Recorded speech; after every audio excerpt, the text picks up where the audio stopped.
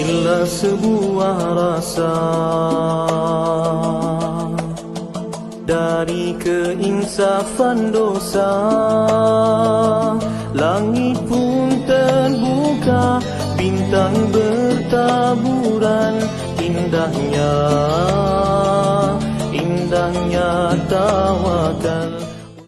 Alami, alami, alami, ilahi, ilahi, ilahi, tibun nabawi, tibun nabawi.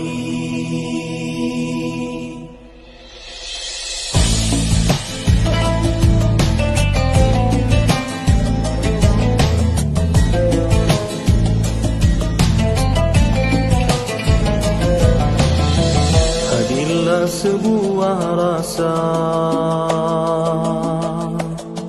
dari keinsafan dosa,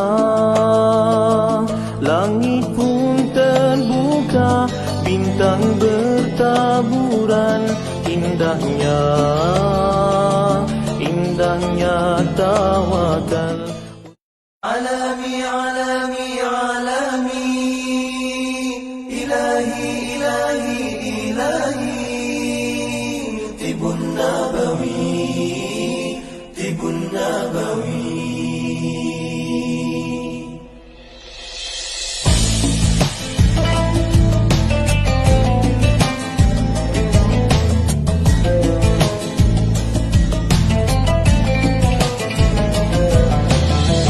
Hadirlah sebuah rasa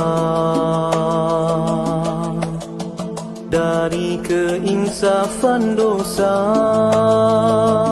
langit pun terbuka, bintang bertaburan, indahnya, indahnya tawakal.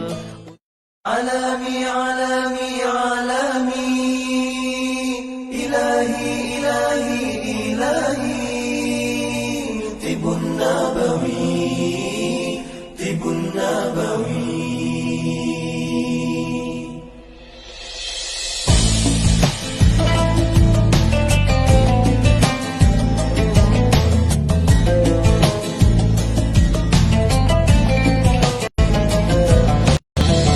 Hadirlah sebuah rasa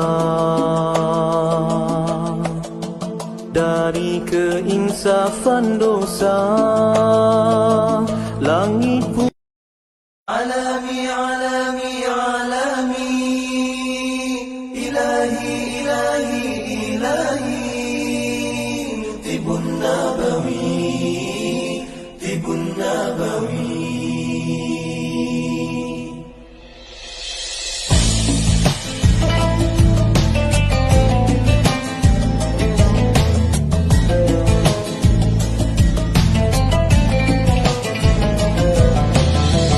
Hadirlah sebuah rasa dari keinsafan dosa, langit pun terbuka. Alami, alami, alami, ilahi, ilahi, ilahi, tibun nabawi, tibun nabawi.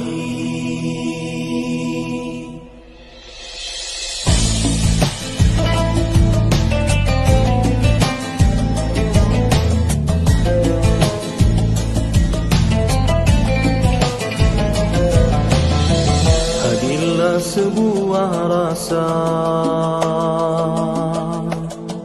dari keinsafan dosa, langit pun terbuka. Alami, alami, alami, ilahi, ilahi, ilahi, tibun nabawi, tibun nabawi.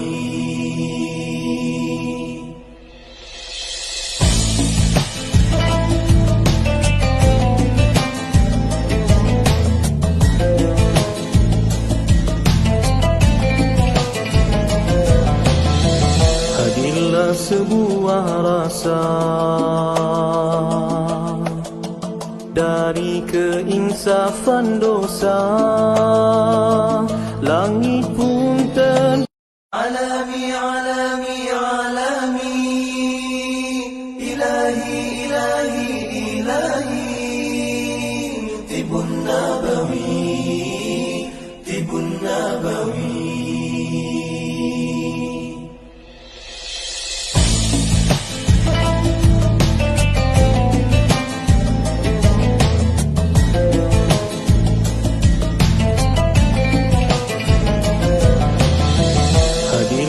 Sebuah rasa dari keinsafan dosa, langit pun ten alami alami alami ilahi ilahi ilahi tibun nabawi tibun nabawi.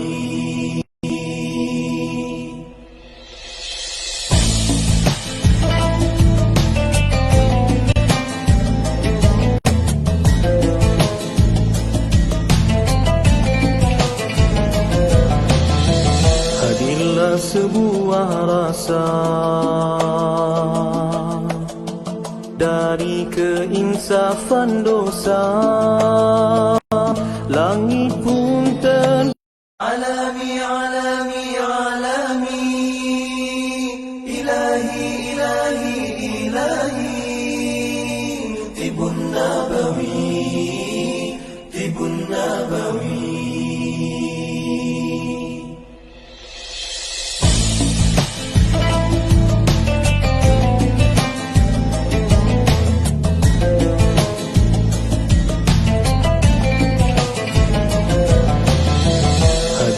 Sebuah rasa dari keinsafan dosa,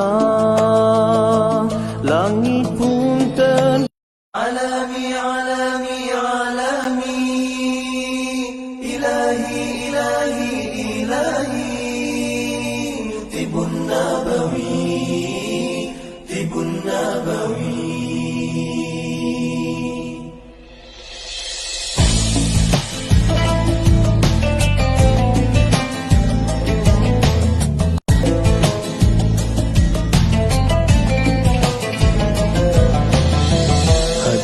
Sebuah rasa dari keinsafan dosa, langit pun ten alami alami alami ilahi ilahi ilahi tibun nabawi tibun nabawi.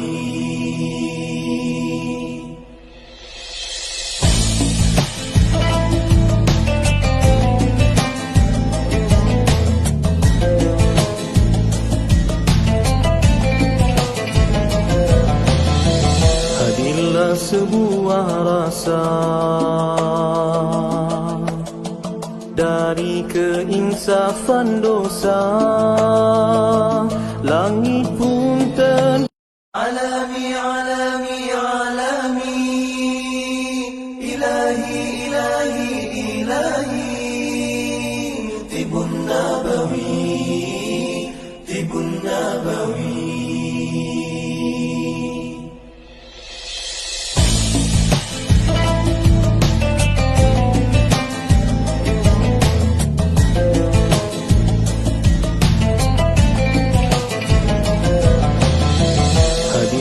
Sebuah rasa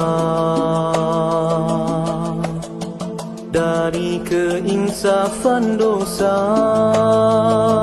langit pun ten alami alami alami ilahi ilahi ilahi tibun nabawi tibun nabawi.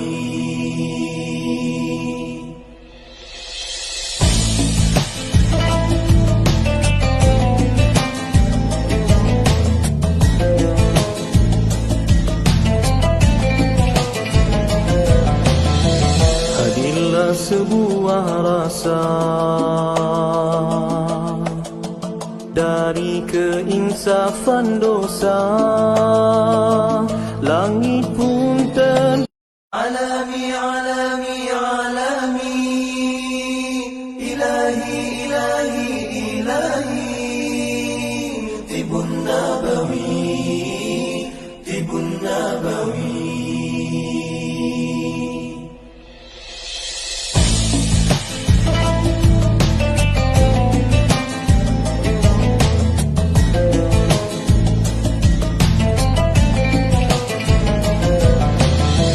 Hadirlah sebuah rasa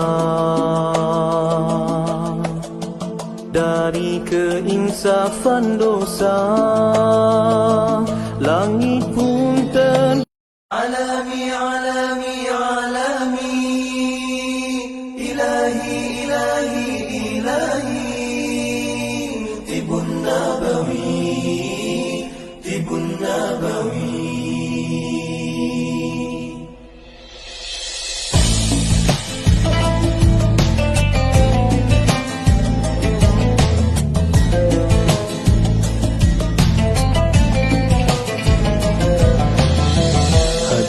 Sebuah rasa dari keinsafan dosa,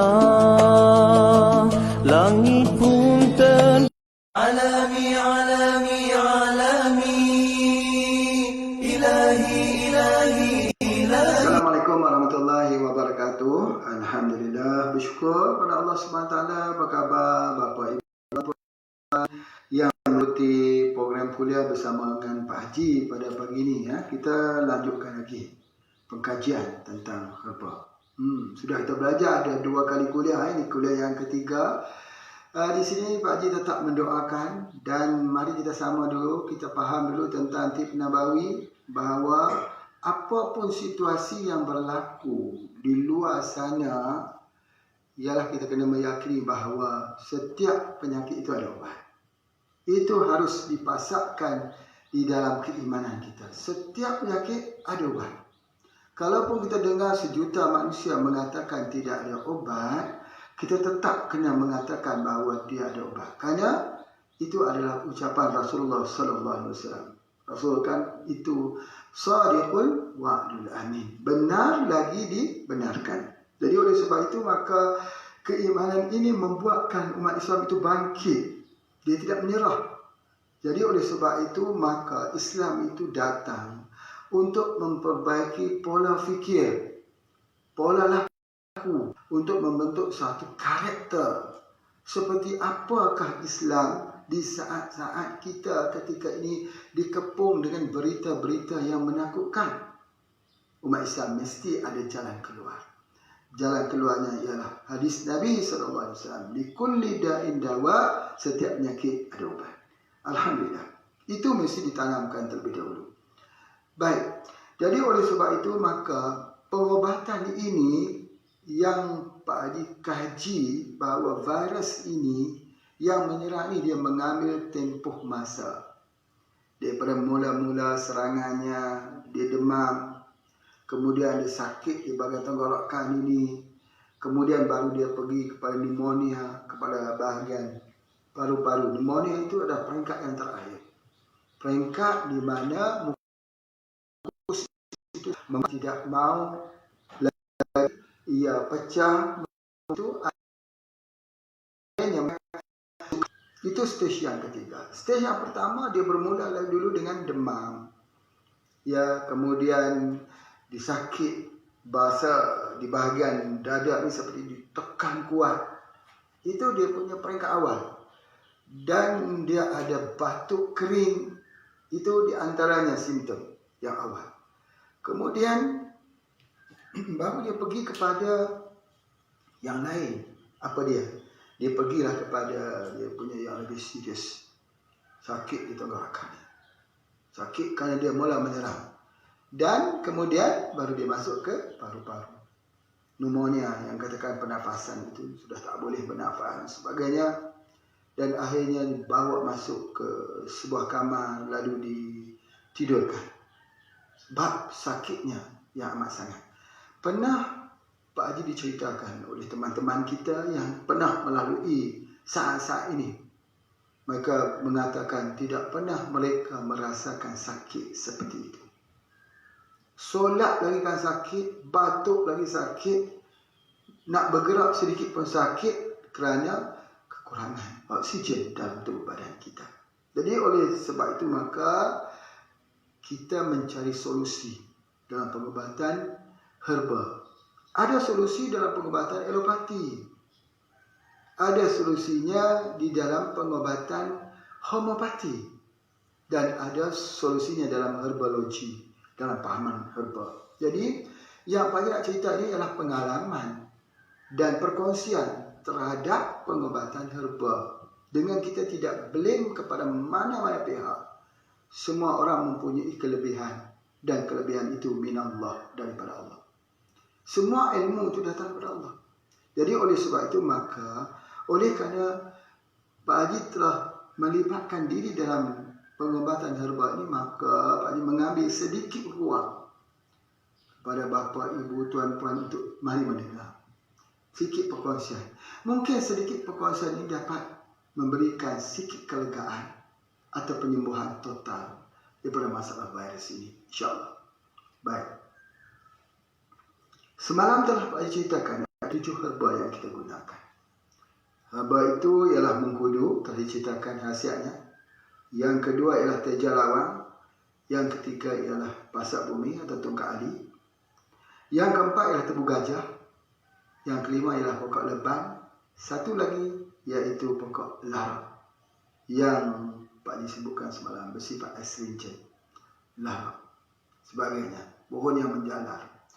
Jadi di dalam ilmu pengobatan herba, kalau kita tengok pohon yang menjalar, misalnya pokok kangkung menjalar, kita tengok kebanyakannya ialah hampir-hampir secara umum, boleh kita katakan herba itu di dalam hutan misalnya dia menjalar, dia bersifat mendinginkan.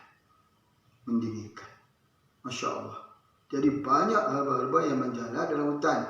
Misalnya pokok mempelas, Tetrasira indica. Daun mempelas yang digunakan daunnya untuk membersihkan papan, melincinkan. Kerana daunnya yang kasar itu Tetrasira indica, nama saintifiknya itu. Itu memang mendinginkan. Bukan hanya mendinginkan, kalau kita potongnya dalam hutan itu kita boleh minum airnya di dalam batang tersebut. Pokok mentawan dingin untuk buat mata. Begitu juga dengan pokok rotan, dirty, dingin, menjalar. Jadi di dalam ilmu pengobatan herba, sesuatu yang menjalar di hutan itu biasanya ahli-ahli herba sudah boleh membaca ini adalah herba yang bersifat dingin. Sementara demam panas, virus panas. Ada banyak orang cuba bertanya di sini, kenapa demamnya menjadi semakin parah pada waktu malam? Virus ini dia tidak boleh, dia akan menjadi lebih aktif ketika sejuk. Waktu malam itu sudah matahari sudah turun dan mengambil tempat, maka dia menjadi semakin aktif. Jadi oleh sebab itu kadang-kadang ketika kita berjalan di bawah matahari yang panas, kita jangan cepat untuk mengatakan, membuat komen, betapa panasnya tempat ini. Jangan. Bersyukurlah. Ketika kita sedang menangis, Allah sedang menolong kita. Entah ketika kita sedang ketawa, kapan kita sedang dijahit orang. Jadi oleh sebab itu, sentiasa bersyukur. Ketika kita berada di tempat panas, bersyukur kerana virus tidak boleh berkembang di tempat panas. Alhamdulillah. Jadi mungkin di tempat Pak Haji ini, di Yan, di Kedah. Bapak, Ibu, Tuan-Puan boleh melihat Yan di Kedah ini berada di tepi pantai. Pantai murni namanya. Ini dikenali sebagai green zone ataupun zona hijau. Sebab apa? Di sini panas. Panas. Mungkin ketika kita sedang merenung buah durian kita, kenapa luruh bunganya? Kerana panas sudah masuk 5 bulan. Mungkin ketika kita sedang sedih melihat buah-buah itu gugur, pada ketika kita sedih itu Allah sedang menolong kita daripada satu musibah yang lebih besar. Jadi oleh sebab itu apa yang Pak Haji nak sebutkan bahawa Nabi SAW menyebut antaranya apa? Nabi sebut bahawa demam itu adalah antara percikan api neraka. Dinginkan dia dengan air, berarti sesuatu yang bersifat dingin. Sesuatu yang bersifat dingin. Apa lagi yang dingin yang boleh kita guna? Bermacam-macam. Tetapi dalam konteks perbincangan kita pada hari ini, kita bincang tentang herba yang bersifat dingin. Itu di antaranya. Jadi itu juga yang telah disebutkan bahawa menjadi satu makanan sunnah Nabi SAW, iaitu buah labu. Buah labu ini yang pernah dilihat di negeri Yaman, besar-besar di tepi jalan itu. Labu itu menjadi makanan kesukaan Rasulullah SAW. Rasulullah akan makan labu itu sungguh-sungguh. Sebab apa?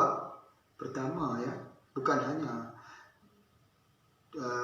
bukan hanya kepada hadis, tetapi ahli sains kemudiannya membuktikan. Sebenarnya dalam hadis ini kita sudah tak perlu membuktikan. Kalau bagi Pak Haji, apa yang disampaikan oleh Rasulullah SAW itu tidak perlu bukti. Cukup beriman saja. Beriman. Apa yang nak kita buktikan? Rasulullah SAW itu sudah disebut bahawa maksum tak melakukan kesalahan dan tidaklah Rasulullah sebut itu melainkan wahyu. Jadi mungkin kalau kita buktikan, kita tak menemui jalan yang benar, mungkin akan ada fitnah. Tetapi bagi Pak Haji, Rasulullah SAW itu suka kepada buah labu itu ada banyak sebab. Kalau kita nak cari sebab. Tapi kalau tak jumpa sebab pun, kita kena yakin bahawa itu makanan yang baik. Itu adalah makanan yang baik. Beriman kepada Rasul. Bagaimana kita ma'rifatul Rasul. Ma'rifat Rasul ini bahawa pada perkataan Rasul itu ada khair, ma'ruf dan haq. Ada satu yang baik, satu yang ma'ruf, satu yang benar. Rasul itu sadiqul wa'dul amin, benar lagi dibenarkan. Kita tidak boleh untuk mempertikaikan ucapan Rasul. Kalau kita mempertikaikan ucapan Rasul, berartinya kita tidak beriman. Berartinya kita batal amal ibadah kita batal. Jadi oleh sebab itu, kalau kita baca dalam kitab-kitab, salah satunya mustikah hadis. Kalaupun amalan sunat yang Rasulullah SAW menyuruh kita untuk melakukan,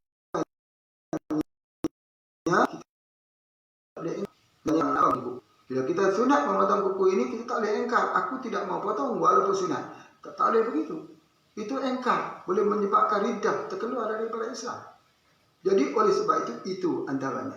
Bila Rasulullah SAW ambil labu ini, maka labu itu menenangkan fikiran. Sebab apa? Dia ada omega. Omega 3, omega 6, omega 9. Omega ini salah satu daripada bahan untuk menenangkan fikiran. Release, relax dan memberikan ketenangan. Kemudian yang kedua, labu ini mempunyai vitamin C yang tinggi. Vitamin C terkenal sebagai vitamin anti-stres. Jadi makanan yang diambil itu. Yang ketiga, Masya Allah, hebat. Labu ini dia menghilangkan mukosa dalam badan kita. Cuba kita lihat. Kalau mukosa banyak di bahagian paru-paru kita, maka kita jadi asma. Asma itu pengobatannya apa? Kalau ambil buah labu, ada buah labu kuning tu, ada tangkainya yang kecil di atas tu. Selalunya orang potong tinggal tangkai kecil tu. Ambil tangkai yang kecil itu diasah dalam air minum untuk orang asma. Hilang mukosanya. Bila mukosa ini banyak di dalam tubuh badan kita, oksigen kurang. Bila oksigen kurang, maka daya ingat kita lemah. Jadi oleh sebab itu, orang yang nak hafal Quran, orang yang nak hafal hadis, orang yang nak banyak untuk mengingatkan, dia tak bagus di dalam tubuh badan. Bagaimana caranya? Labu kuning, labu siam, labu Jepang, labu apa juga yang bersifat menjalar itu adalah sesuatu yang sangat baik. Masya Allah. Jadi oleh sebab itu, maka salah satu pengobatannya ialah menggunakan pohon yang menjalar, dan salah satu herbanya iaitu pokok lara yang telah kita ceritakan. Dan hari ini satu lagi iaitu pokok mata pelanduk. Ardisia crispa nama saintifiknya. Mata pelanduk ini, Masya Allah, anti panas betul-betul, anti radang, anti inflam. Kalau sendi kita sakit, banyak orang gunakan mata pelanduk saja. Apa pembuktiannya? Lihat ya, paling mudah. Contohnya ada satu duduk busra itu mudah saja cara membuatnya, iaitu mata pelanduk itu dibuat dia seperti bubuk serbuk mesin halus. Bila kita mesin itu halus, kita buat untuk rawatan orang buasir yang telah keluar. Ambil serbuknya itu, campur dengan air, maka di samping yang keluar itu dia mengecut. Sebab apa dia jadi kecil? Itulah yang Pak Haji sebutkan, bahawa dia bersifat dingin, anti radang. Bengkak itu radang, merah itu radang, sakit itu radang. Bahasa dia panggil inflamasi, peradangan. Macam mana kita nak hilangkan peradangan? Gunakan herba dingin. Apa dia herba dinginnya? Salah satunya ialah mata pelanduk. Dalam tubuh badan kita juga mengalami peradangan. Sebab tu orang yang kena virus, dia sampai ke paru-paru muntah, ataupun dia muntah, dia batuk, dia keluar darah. Sebab apa keluar darah? Sebab panas. Sebab ada luka. Sebab apa luka? Sebab panas. Sebab apa dia panas? Ada peradangan. Jadi sebab itu bila kita ambil mata pelanduk ini, dia menghilangkan. Di mana mata pelanduk ni ada? Ada dalam kopi. Ada kopi. Nah, di sini harus kita jujur. Jujur, sebab itu kalau siapa yang nak belajar herba dengan Pak Haji, satu pesanan. Datanglah dengan hati yang bersih. Datanglah dengan hati yang putih. Kalau datang membawa hati yang prasangka, nanti kita akan menyangka bahawa ini adalah satu program iklan. Kita akan live group itu beramai-ramai. Sebab datangnya itu dengan hati tak bersih. Bapa, ibu, tuan-tuan sekalian, orang yang mengamat amati dalam pengobatan herba ini, konsepnya seperti Pak Haji sebut, tidak boleh menahan luka di pergentingan. Tidak boleh kita menangguk di air keruh. Tak boleh mengambil di tengah kesempatan, kesulitan, kepayahan ini kita mencipta suatu gimmick yang menakutkan supaya orang cepat membeli produk-produk kita. Tak jujur. Di sini yang mengetahui di hati Pak Haji hanya Allah. Ala ya'lamu man khalaqa wa huwa latiful khabir. Ketahuilah, sesungguhnya Allah itu Maha mengetahui dan sangat halus dengannya. Allah itu halus. Ya Latif. Selalu kita zikir. Ya Latif, Ya Latif, Ya Latif, Ya Latif, Ya Latif, Ya Latif, Ya Latif. Allah yang maha halus. Halus perhitungannya. Mengetahui. Jadi oleh sebab itu, maka dengan 7 herba yang telah menjadi resepi turun-temurun, generasi by generasi, ini dikemanikan dalam bentuk kapsul, namanya kapsul radik, dan lebih kita masuk di dalam apa yang disebut sebagai functional food. Ini satu istilah lagi Pak Haji nak sebut, functional food. Apa maknanya functional food? Atau kalau dalam bahasa Indonesia, fungsional food. Di mana makanan itu menjadi makanan yang berfungsi untuk penjagaan kesihatan. Misalnya, apa dia? Biarkan makanan menjadi ubatmu, biarkan ubat menjadi makananmu. Itu functional food. Subhanallah, makanan-makanan yang diambil oleh Rasulullah SAW kesemuanya total, complete 100% adalah functional food. Rasulullah ambil semua yang elok-elok. Misalnya apa? Contoh kurma. Di waktu zaman dahulu, orang Arab ini, mereka akan merendam kurma hari-hari lamanya. Tetapi Rasulullah tidak ambil kurma yang direndam berhari-hari itu. Tetapi Rasulullah mengambil kurma yang direndam hanya satu malam saja. Sebab apa? Sebab Rasulullah tak mahu terjadinya fermentasi. Begitu Rasulullah menjaga. Dan Rasulullah menggunakan cuka. Cuka itu apa? Bila sudah diperam 40 hari, maka air buah-buahan tadi telah bertukar menjadi cuka. Maka cuka itu menjadi sunnah Nabi SAW. Sebaik-baik makanan adalah cuka, kata Rasulullah SAW. Rasulullah suka menggunakan cuka sebab Masya Allah. Maka ternyata cuka ini dapat menstabilkan yang panas. Kalau yang panas, bagaimana cara untuk mengeluarkan kepanasan dalam tubuh badan kita? Cuka. Tapi bukan cuka yang di rumah kita itu ya. Itu cuka sintetik, bukan. Cuka alami.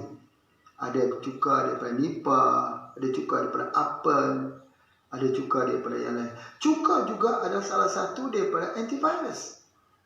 Dia ambil dalam bentuk cuka. Cuka ini ditambah lagi, diambilnya oleh Rasulullah SAW ini sebagai salah satu makanan sihat. Masya Allah. Cuka mengenyangkan.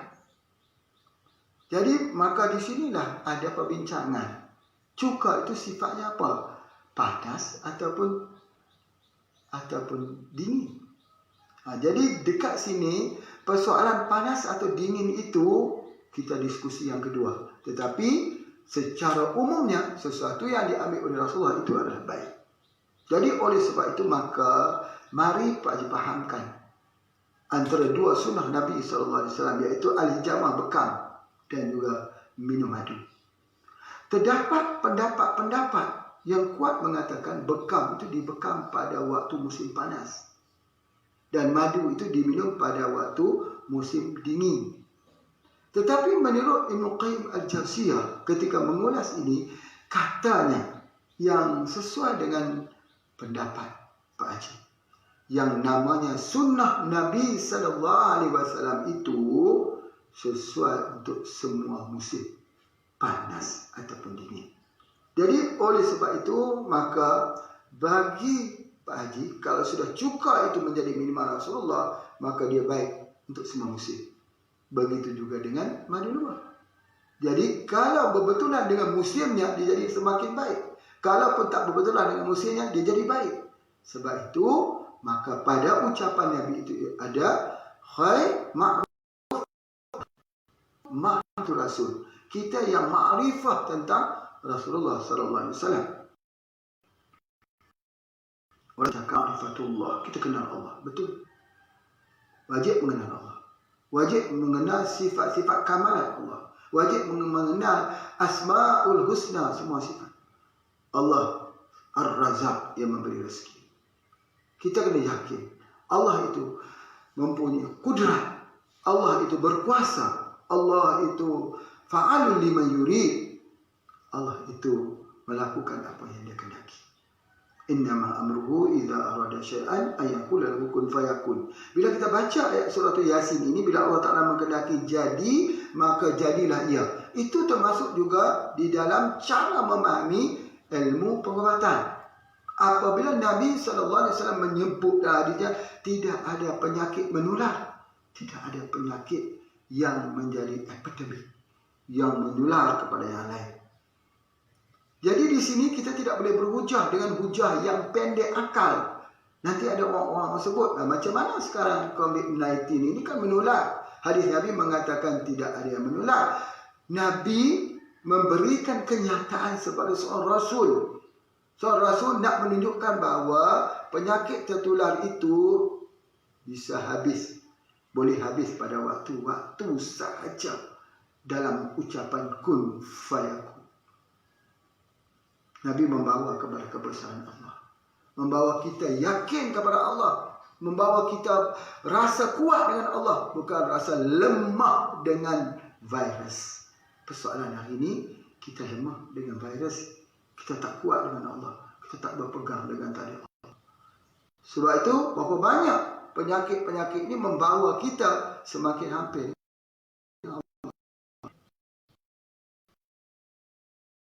kepada ma'rifatullah, ma'rifatul Rasul. Bila kita ma'rifatul Rasul, kita yakin sebenar-benarnya yang Nabi sebut itu benar. Benar, insya-Allah penyakitnya seperti pada bila-bila masa dengan kun fayakun daripada Allah. Jadi oleh sebab itu maka kita cari. Salah satu ikhtiarnya tadi ialah Allah memberikan Rasul itu sebagai petunjuk. Nabi itu mengambil sesuatu yang bersifat alamiah. Mari kita cari petunjuk alamiah ini daripada tumbuh-tumbuhan. Ubat-ubatan kimia itu pun datang kemudian. Pengobatan yang awal dalam hidup manusia ini ialah pengobatan herba. Maka herba-herba dikaji. Apakah bahannya, apa kimianya, bahan aktifnya. Kemudian bahan aktif itulah yang dibuat dalam bentuk sintetik. Tetapi asalnya daripada herba. Tetapi kita mengambil langsung daripada herba. Sebab apa kita mengambil langsung daripada herba? Dengan hujah yang akan Pak Cik bagikan. Herba itu dia ada energi. Ada energi. Di mana energinya? Energinya ialah kita kena belajar tentang hukum energi. Tenaga itu daripada tenaga surya, cahaya matahari. Cahaya matahari itu memancar satu tenaga, namanya tenaga surya. Maka tenaga itu dipindah daripada tenaga surya ke dalam tumbuh-tumbuhan. Sebab dalam hukum tenaga, dia tidak akan musnah, tapi dia berpindah. Bila sudah jatuh di atas daun, cahaya tersebut atau pohon, maka dia ditukar menjadi tenaga kimia. Tenaga kimia yang ada di dalam tumbuh-tumbuhan. Maka tenaga kimia itu bila diambil tumbuh-tumbuhan itu oleh manusia, manusia akan dapat tenaga. Misalnya apa ya? Kita bagi contoh saja. Kita bagi contoh.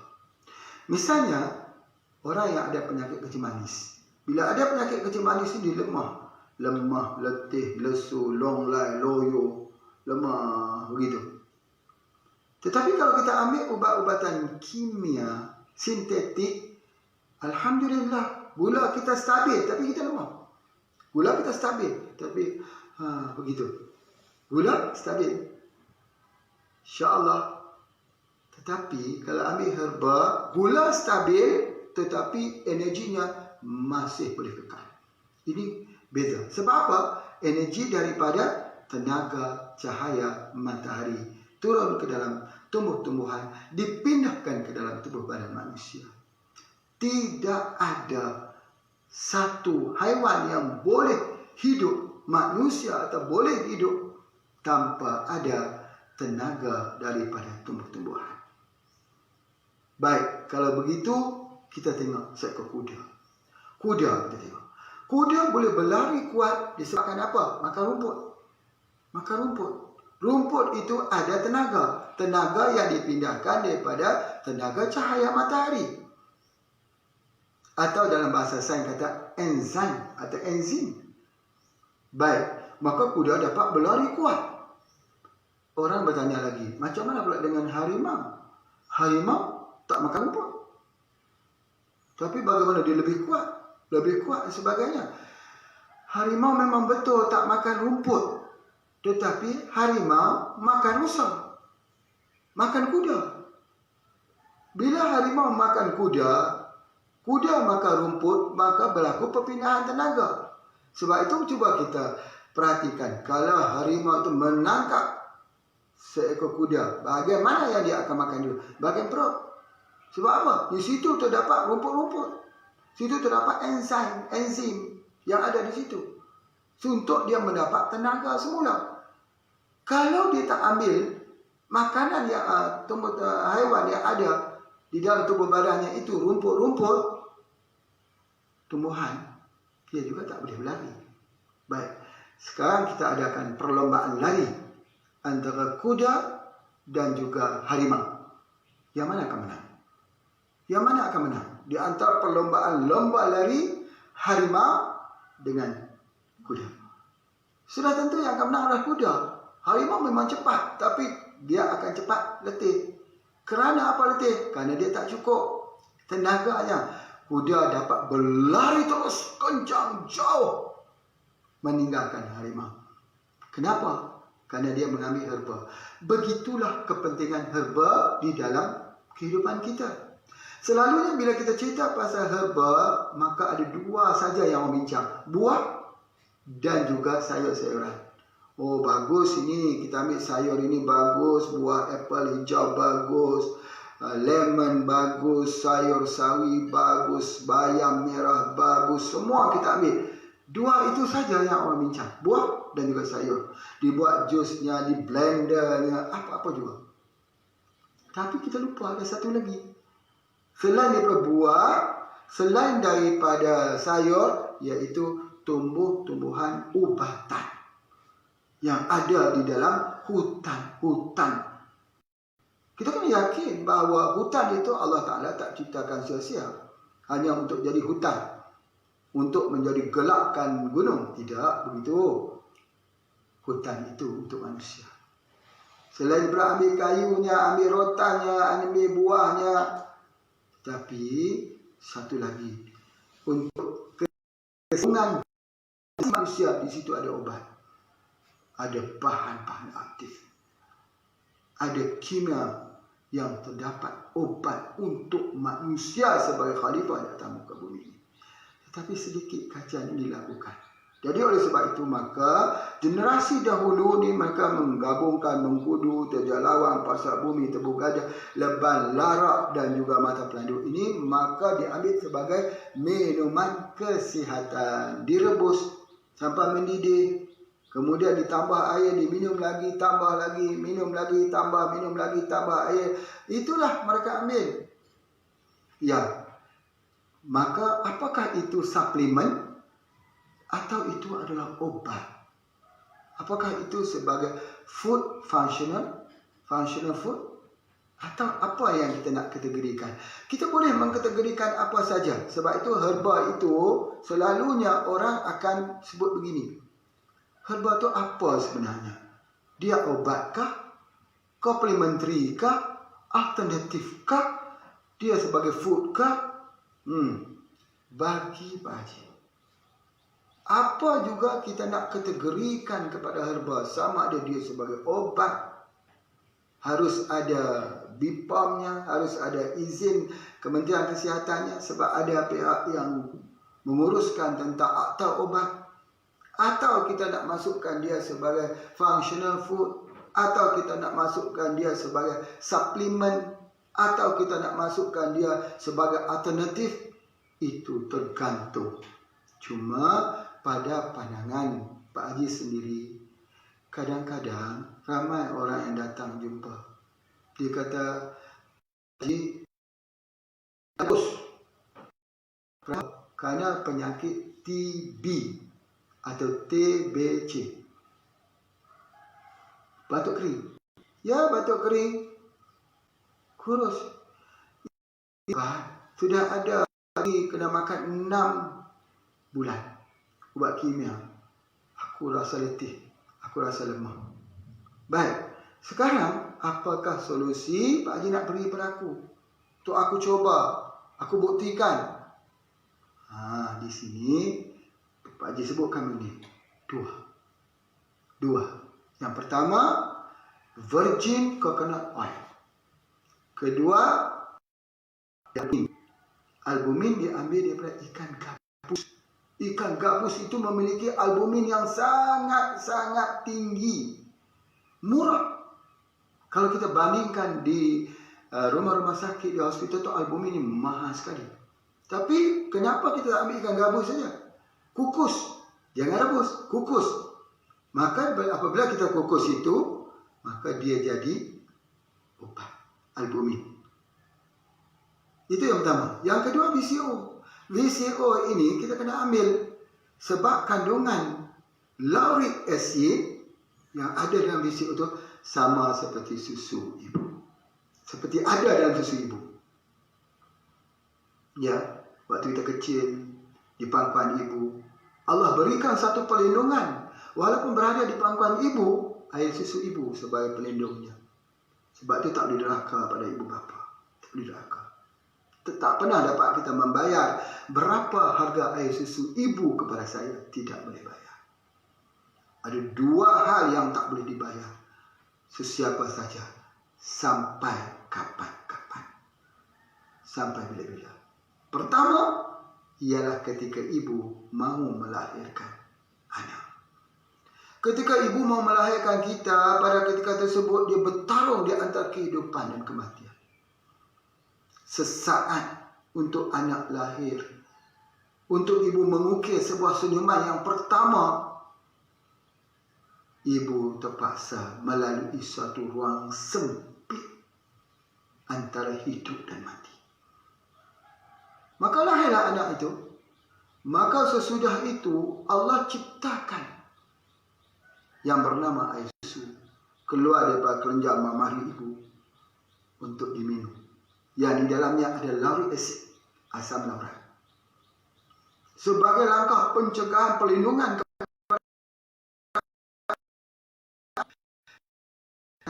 kasih sayang ibu pada anak.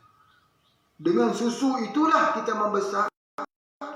Orang kita jadi orang yang ada nama di kalangan orang-orang.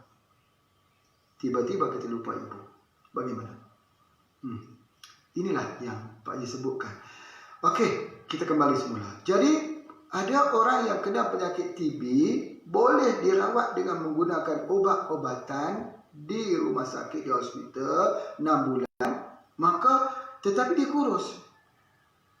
Cuba beri VCO yang mengandungi laurat asid dan juga albumin, ikan gabus. Satu hari diberi ikan 3 kali. Dengan izin Allah tumbuh segar balik daging-dagingnya yang kurus itu. Hidup semula dia dengan alamiah. Apa alamiahnya? Pertama VCO. Apa alamiahnya? Kedua ikan gabus atau ikan haruan. Ajaib. Sangat ajaib pada penciptaan Allah ini. Kita tak boleh menafikan bahawa VCO telah diterima sebagai miracle oil. Kalau dulu kelapa itu terbuang-buang saja. Sekarang tidak ada kelapa yang terbuang. Sebab dijadikan minyak. Minyak itu pula kalau dulu kita masak. Sekarang sudah tak perlu masak. Minyak yang tidak dimasak. Maka dinamakan virgin coconut oil. Jadi kita ambil itu. Bila kita gabungkan di antara albumin dengan VCO, dia jadi tubuh badan kita ini dia cepat recover. Yang sudah pada virus ini cepat-cepat ambil VCO dan juga albumin. Kalau di HPA ada kapsul haruan, kita ada probumin di Indonesia, kita ada VCO, virgin coconut oil, ada. Ya, ada. Jadi ambil dua ini untuk cover semula di mana sel-sel yang rosak dalam tubuh badan kita ini. Itu yang Pak Haji nak pesankan, bahawa ada kesan. Virus ini walaupun telah pun kita berjaya untuk kita mematikannya, tetapi kesan sampingan itu panjang. Sebagai contoh ya, sebagai contoh. Mungkin ada pengalaman pada bapa ibu, tuan-tuan. Orang yang kena herpes, penyakit kayak. Herpes atau penyakit kayak ni bila dia sembuh, sudah sembuh, tetapi sakitnya itu, panasnya itu, penderitaan itu berterusan. Itu bau kayak. Juga sejenis virus. Dia akan memberikan kesan. Apatah lagi kalau kita gunakan bahan-bahan kimia untuk virus ini, mudah-mudahan sembuh ya, insya-Allah. Tetapi perlu tak saya mengambil herpes? Perlu. Sebab bila sudah sembuh, bagaimana cara kita menjaga supaya boleh beraktivitas. Sebab apa? Kita tidak mahu kemunculan pula virus yang kedua. Kita tidak mahu selepas COVID-19 ini muncul lagi satu yang lain. Virus 20 di tahun 2020. Kita tidak mahu. Jadi oleh sebab itu, maka kita kena ada langkah prevention, pencegahan. Jadi oleh sebab itu, kita ambillah herba. Malas tak makan kapsul tahu. Malas tak rebus-rebus tahu, tidak ada masa. Pahit lagi, susah. Nah, ambil dalam minuman. Di mana minuman ada? Ada dalam kopi. Ini sangat simple, spray saja. Tak perlu rebut-rebut, tak perlu spray saja di muka, menyejukkan muka. Tidak ada rasa. Berbagi, Masya Allah. Banyak sekali. Jadi amalan-amalan yang macam ni, kita perlu kepada disiplin pada diri kita sendiri. Jangan harap orang lain tolong kita. Dalam pengobatan ini, diri kita yang kena menolong diri kita sendiri. Kita kena ingat-ingatkan, aku ini harus jadi sihat. Nah, itu di antaranya. Jadi 7 herba ini dimasukkan ke dalam ini sebagainya. Soalannya dia ada prevention. Apakah dia boleh cure penyakit tersebut? Bapak Ibu, yang boleh cure penyakit adalah Allah. Cuba dulu. Kalau Allah menghendaki, tidak mustahil kopi pun boleh cure. Pasak bumi, tongkat adi boleh cure.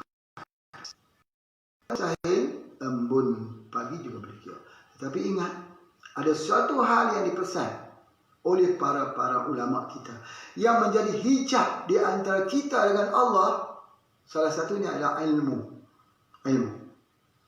Bagaimana ya? Bagaimana ilmu boleh jadi hijab kita dengan Allah? Sedangkan ilmu itu yang kita kena menuntutnya. Wajib menuntut ilmu itu. Tiba-tiba ilmu jadi hijab. Sebab apa? Sebab kita merasakan kita mengetahui semuanya. Kita merasa kita sudah mempunyai semua gelar yang diberikan di atas dunia ini. Sehingga kan hal ini dia sepele dan jauh-jauh tidak berguna. Orang ortodok ketinggalan zaman yang tidak mengikuti SOP yang kita adakan. Jangan sampai begitu. Berikan sedikit keluasan pada pemikiran kita. Cuba mendengar kadang-kadang Allah menyampaikan daripada lisan orang yang tidak disangka-sangka. Menyampaikan beberapa teguran, beberapa peringatan. Sebab itu ilmu ini diambil dengan tawaduk. Apa juga ilmu kalau kita tak tawaduk, kita tidak balik kepada Allah, kita menyangka daripada diri kita sendiri, kita sudah tak mau dengar alasan orang lain. Kita sudah ada aku. Aku itu menjadi Tuhan yang kedua selain pada Allah. Aku ada ilmu. Aku berpelajaran tinggi. Aku saintis. Aku doktor. Kamu hanyalah orang kampung saja. Ini menjadi hijab. Buangkan aku itu. Kadang-kadang seorang penyapu sampah di tepi jalan itu boleh memberikan nasihat yang baik untuk kita. Ingat ucapan Saidina Umar, walaupun seorang anak kecil, kalau dia menasihatiku, dia adalah guruku. Saudara Umar, Amirul Mukminin yang kedua selepas Abu Bakar As-Siddiq, sanggup begitu karena tawaduknya. Kalau ada seorang anak kecil pun memberi peringatan kepada aku, dia adalah guruku. Saudara Umar ni kita tahu dengan sikapnya yang kasar dan sebagainya. Tetapi Saidina Umar mendengar rahsianya sebab dia tawaduk. Jadi oleh sebab itu, apa kata, jangan kita menjadi ayam putih di dalam majlis. Ingin sentiasa nama kita disebut orang. Sebab kata Buya Hamka, orang yang panjang hidupnya bukanlah orang yang panjang usia ke waktu kehidupan di dunia.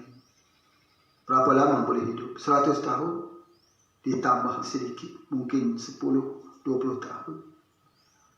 Kemudian dia tidak ada. Tidak ada orang hidup sampai 200 tahun.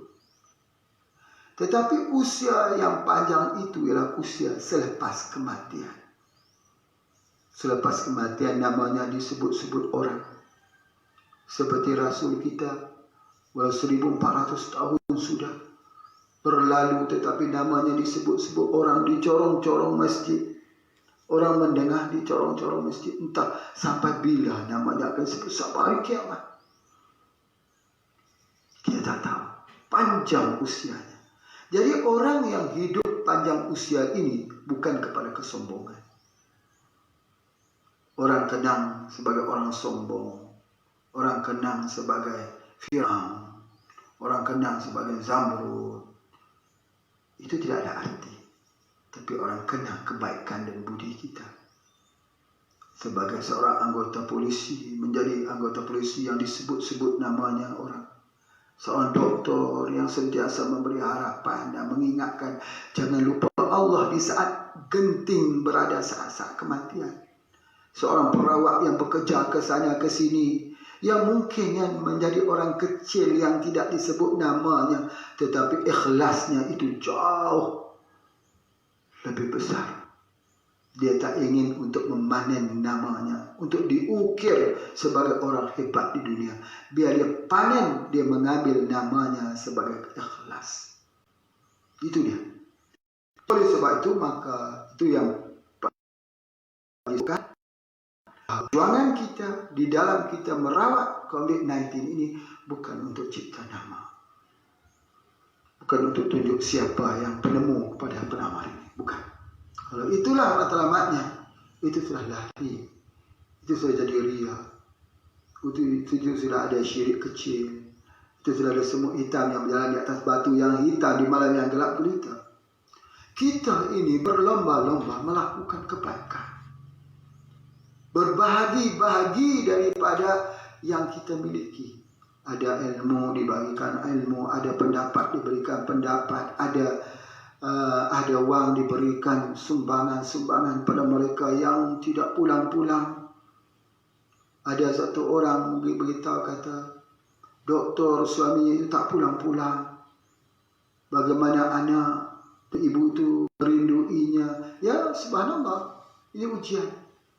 Liyabluwakum ayyukum ahsanu amala, untuk menguji siapakah yang lebih baik amalannya. Jadi itu di antaranya. Baik.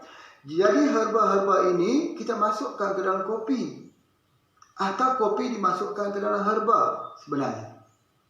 Sebenarnya ialah herba itu dimasukkan ke dalam kopi. Sebab apa? Supaya kopi itu menjadi makanan yang jadi obat pada pelbagai penyakit. Itu tidak salah kita masukkan. Alhamdulillah, maka kopi Radik berada di seluruh di negara Asia ini. Itu sumbangan yang dapat kita berikan. Kalau tak boleh menjadi laut, kita jadi sungai. Kalau tak upaya jadi sungai, kita jadi parit. Kalau tak upaya menjadi parit, kita jadi tali air yang kecil. Sekalipun kecil, kita tetap berusaha bersama dengan umat ini, insya-Allah. Baik, Bapa dan Ibu sekalian, itu yang saya nak sebutkan bahawa herba ini anti radang, anti inflam, anti peradangan. Bila herba ini mempunyai sifat anti peradangan, maka virus itu mendatangkan sumber api. Maka dalam konsepnya ada 4 unsur: tanah, air, api, angin. Kalau penyakit itu api, maka obatnya ialah air. Obatnya air. Kalau penyakit itu panas, kita kena cari herba yang dingin. Kerana herba-herba yang panas itu akan menyebabkan berlakunya bertambah-tambah panas lagi. Baik, herba yang panas, herba yang dingin itu seperti apa? Bukan air panas, air dingin ya, bukan. Herba dia ada sifat dia. Jadi oleh sebab itu, kita belajar dalam ilmu herba ni belajar pada sifat herba. Jadi kita tengok pohon itu, kita tahu sifatnya. Kita tengok pohon itu, misal kata ya, dipanggil makroskopik. Kita tengok pohon itu ada duri, dingin. Pohon itu lisanul hal, bahasa yang tidak ada suara, tapi kita faham, oh dingin. Kalau kita tengok pohon itu berwarna merah, baik itu untuk darah, blood circulation, atau untuk jantung. Kita tengok apa saja, atau darah rendah ataupun darah tinggi, boleh tengok. Kalau yang berwarna putih, sistem imun, tengok apa yang berwarna putih. Jadi oleh sebab itu adalah ilmu. Itu adalah sebahagian pengetahuan.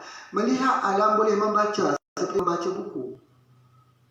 Mungkin kita tak tahu apakah nama herba tersebut kalau kita beri sesuatu. Tapi kita mengenal sifatnya. Oh, herba ni sifatnya begini. Misal kata ya, misal sebagai contoh. Daun. Semua orang kata daun itu warna hijau. Betul, daun hijau. Bagaimana kalau daun itu berwarna hijau kehitaman? Apa bahasanya? Kalau dalam sudut ilmu pengobatan, dia mengandungi vitamin E. Vitamin E yang tinggi. Jadi itu adalah ilmu. Ilmu yang kita kena boleh lihat. Baik, ada herba-herba mempunyai sumber seperti mineral, kalsium. Kalau kita mengkaji, kaji, kita mendapati ada satu herba mempunyai kalsium yang tinggi. Bagus untuk tulang, betul, bagus untuk tulang. Tetapi cuba kita minum, tidak beri kesan untuk tulang. Sebab apa? Sebab dia tak dapat diserap. Kerana apa? Dalam herba tersebut ada oxalic acid, asam oksalat. Asam oksalat ini menjadi binding kepada kalsium untuk diambil. Jadi oleh sebab itu macam mana? Misalnya kita beri contoh pohon kari. Ya, pohon kari itu yang dibuat kari ya. Kalau di Aceh, di Malaysia banyak kari-kari ini masuk pohon kari itu kan hitam daunnya itu. Mengandungi kalsium yang paling tinggi banding dengan pegaga. Tetapi kenapa kita tak boleh ambil dia untuk kalsium? Sebab dia ada oxalic acid yang tinggi. Tak boleh diserap. Ketika dia diproses, dia dimasak, kita dah ambil, dia tak boleh diserap. Berbeza dengan pegaga, hanya blender aja kita bagi. Tetapi daun kari, pegaga, kalau di-compare dengan moringa, Masya Allah. Moringa, daun kelor, daun munggai, itu mengandungi kalsium lebih daripada susu. Lebih daripada susu. Kan susu itu sumber kalsium. Moringa itu jauh lebih besar. 17 kali lipat, 17 kali ganda. Sebab tu orang yang masa tulang kerak bunyi-bunyi itu, ambil saja moringa. Ibu yang hamil, ambil moringa. Ibu selepas bersalin, ambil moringa. Ambil moringa untuk apa? Untuk supply mineral. Moringa itu dikenali sebagai raja herba. Raja herba. Orang boleh hidup, tidak ada makanan lain, hanya moringa boleh hidup. Sebab apa? Dia mempunyai komplit nutrisi. Moringa adalah salah satu daripada herba yang diamalkan generasi by generasi oleh penemunya juga adalah seorang daripada Muslim. Jadi oleh sebab itulah kadang-kadang kita tak menghargai. Kadang-kadang kita baca sejarah yang tidak tepat. Misalnya sejarah Newton. Newton ni bagaimana tarikan graviti. Newton misalnya. Newton itu seorang penemu teori graviti. Betul atau tidak? Sedangkan 600 tahun sebelum Newton hadir, sudah wujud Ibnu Haytham yang menulis 200 tentang graviti.